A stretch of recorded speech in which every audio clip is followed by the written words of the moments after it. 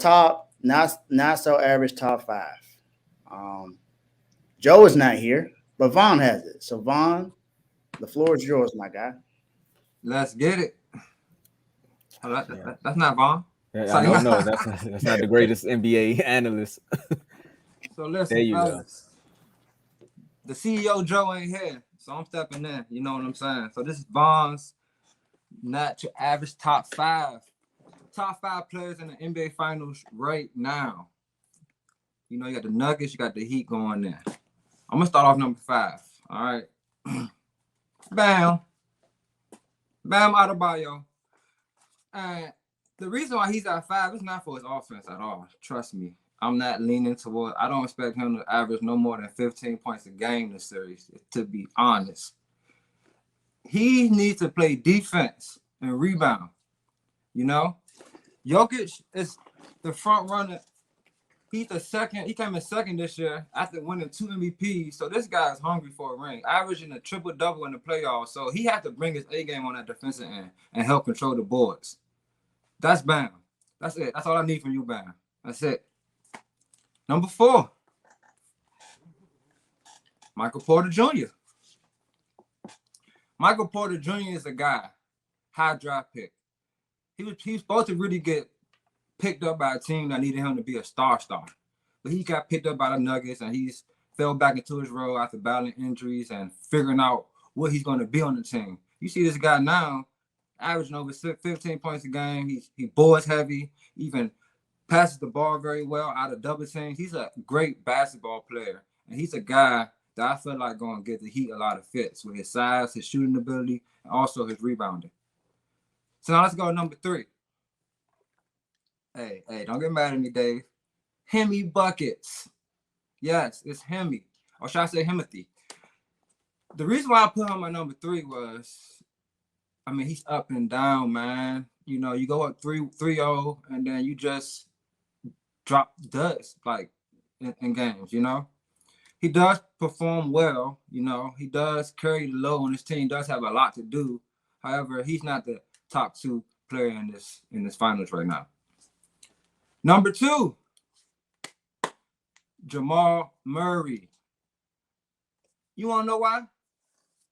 This guy is averaging 28 points a game, shooting 39% from 3, 48% from the field, and that's not just it. The main reason why I put him at number 2 was his shot-making ability. See, in the finals and the playoffs, what happens, fellas? Y'all know.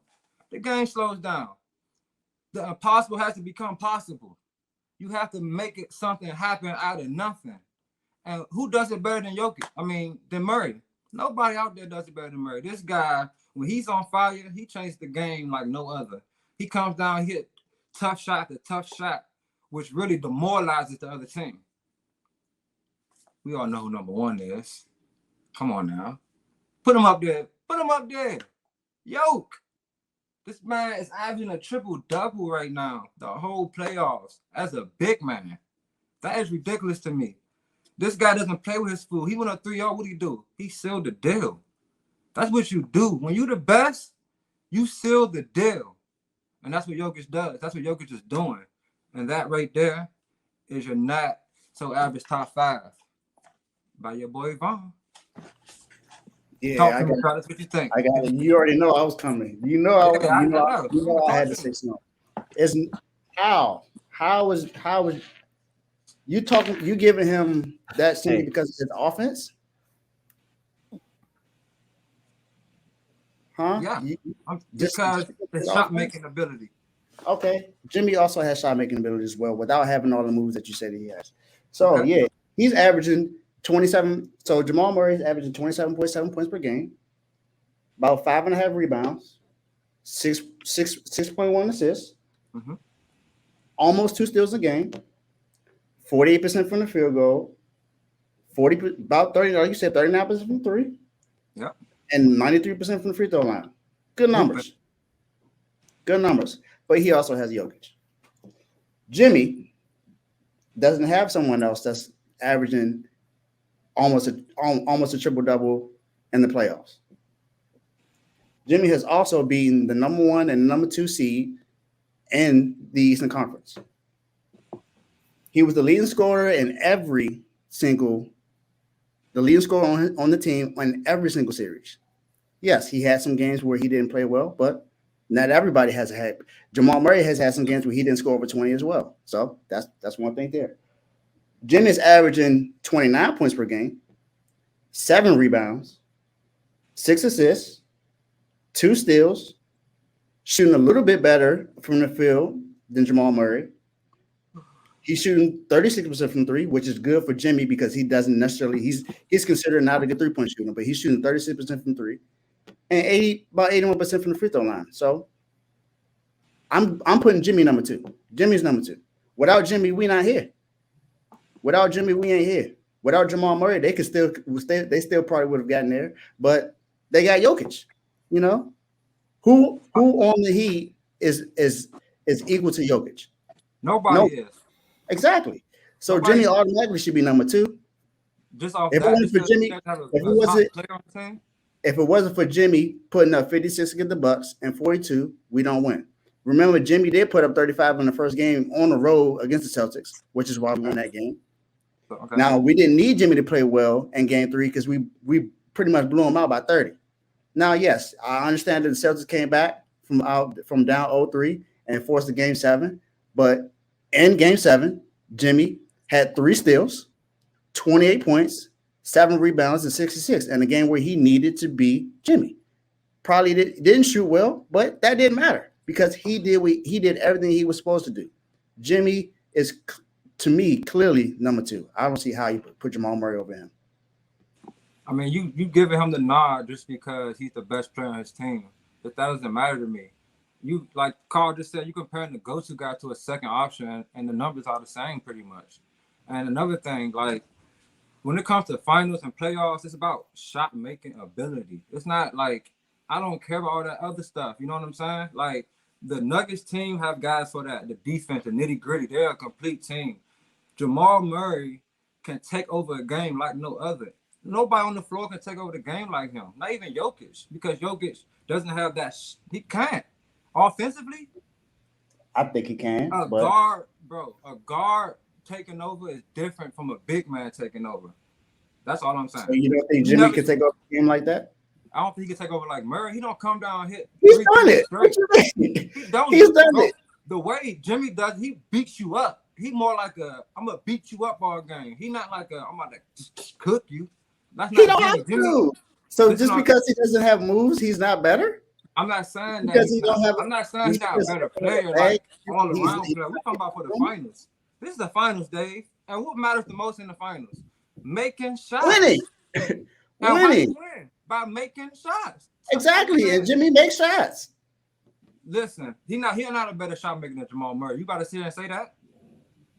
Is that what you about to say? Jamal Murray is a better 3-point shooter. I'll give him that. He's a better scorer. And come on, Dave. Stop that. I know that's your guy. Him at the buckets. Or should I, you know what I'm saying? That's your guy. But you know, when it comes to the playoffs, the greats, Steph Curry, what happened last year? They played good D on Steph. Tough shot after tough shot. Kobe Bryant in the finals, what happened? Tough shot after tough shot. That's what wins finals. Not. I'm sorry, I'm not saying Jimmy a bum. He number 3. You know what I'm saying? He ain't number 4. You should have me bad. Even made the list for one. Cause like Carl said, I'm shocked. I'm shocked you put him in the top 5. I'm personally shocked you put him in the top 5. I appreciate it, but I'm shocked. But Jamal Murray is number 2 because the way he takes over a game is totally different than Jimmy. I don't see Jimmy taking over like he did in the previous series because they got guys to check Jimmy this time. Aaron Gordon, Michael Porter Jr., Bruce, they got more bigger bodies. I told everybody what the Celtics going to do. They're going to fold. Like, he's not playing against a team that's going to fold. Jokic, they ready. And you keep bringing up, he got Jokic. Jokic, could have probably won. The whole story is Jokic hasn't had Murray these past 2 years. Why he hasn't made it? That's the whole story. So who is the closer? Who is the guy that when it's time to go get a bucket, I'm gonna go get it? It's Murray. Against the Lakers, the first half, I think game 3 or 4, he dropped 25 in the first half. That killed the Lakers for the rest of the game. When you can make a shot after shot and people are playing great D, that kills the other team. That kills the other team. That's what happened to the Lakers. They was killed.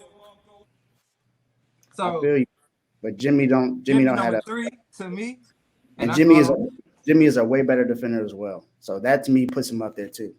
It's not just his offense. His offense is good enough to put him there, and his defense is enough to put to overtop it. So Jimmy number 2 for me. Okay. We're brothers. I know why you and Joe are Irish twins now. I see it. Dave took my spot because it's usually me and Joe going at it about these top 5s. That's why I was just sitting back enjoying the show. My only issue with this list is I think you should move Michael Porter Jr. and put Caleb Martin at number 4. Caleb Martin had one good series. Oh my goodness. Here we go. I mean, Caleb Martin, my guy, but I'm not. Michael Porter Jr. has. I'm not putting Caleb. I'm not putting Caleb over Bam. I'm not doing that. But without Caleb Martin, I don't think the Heat are here. Exactly. Was Jimmy Butler even the best player in the East Conference Finals on his team? Yeah. I'm just saying. I heard a lot of people saying Caleb Martin should have won the MVP. That's all I'm saying. They can say what they want. Jimmy deserved it. Look, outside of that, I understand what you were saying about Murray, but I will put Butler at number 2 as well. That was my list. My list is Joker, Butler, Murray, Martin, Bam. I understand everything you said about Murray. Like Murray was doing this thing. Murray is the other. He's the yin to Joker's yang because when Joker isn't playing good, Murray is playing good. But when Murray is having an off moment, then Joker's playing good. But if you think about Jimmy Butler, when Jimmy Butler's really not having an A game, and this is why I said put Caleb Martin at number 4. When he's not there to have those pivotal moments, Caleb Martin was making those pivotal threes or making a pivotal bucket. Well, if you think about it, to counteract with that, I love Caleb. I love Caleb, but he had 2 big games, and one of those games we lost in that series. The other game he got, we won. It was a moral victory. No, it wasn't a moral victory. We got blown out that game. How was that a moral victory? We got blown out that game. I'm talking about in the next series. I'm talking about in the series that matters. I'm talking about the last series. You talking about the last series? You said without him, we also think about the game where Celtics found their footing. He didn't play. Remember that game? He played. He played every game, didn't he? Caleb missed the game. No, was that Gabe? Brogdon missed the game. Gabe missed the game. Not Caleb. Caleb played every game. Bro, everybody looking like in the NBA, bro. What you want me to say? They do look like a little bit though. They got the little joint. Slightly. But I'm still putting him at number 4. And the reason, because I wanted him to win Eastern Conference MVP, so he's gonna be my number 4. You guys can argue about who's at the top of the food chain. I'm down here fighting for the people at the bottom. Yeah, he hasn't been consistent throughout the whole playoffs.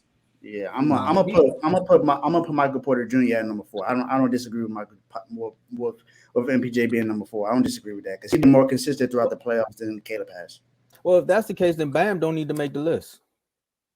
He made it. I tell you why he made it. Defense. But Bam has been consistent. He's been averaging like 20 and 10 throughout these playoffs. No. Don't do that, Dave. He ain't been dropping no buckets like that. I didn't say he been dropping buckets. I'm just saying his average has been about 20 and 10 throughout the playoffs. That's all I'm saying. Bam about as consistent as the Celtics. He broke the Miami Heat record for double doubles in the playoffs. So he's been consistent. He's been doing what he needs to do. Look, man, here's another controversial list for the refuse to lose commenters. Von, you did your thing. I enjoy anytime somebody can get Dave to debate because that was good. I knew he wasn't having that with Jimmy at number 3. he did that on purpose. He knew I was going to discombat with that. So I definitely going to disagree. I rethink it though. You know, Jokic's the guy, but Murray. You know, what the world? I think he might be trying to infiltrate the show. This series, if Bam don't let Jokic run all over him. Joe was trying to run up on the show, y'all. Y'all see that? He tried to pull a Diddy just now. It's all good. I saw that too. Yeah, chill out, Joe. He kicked you off and everything, man.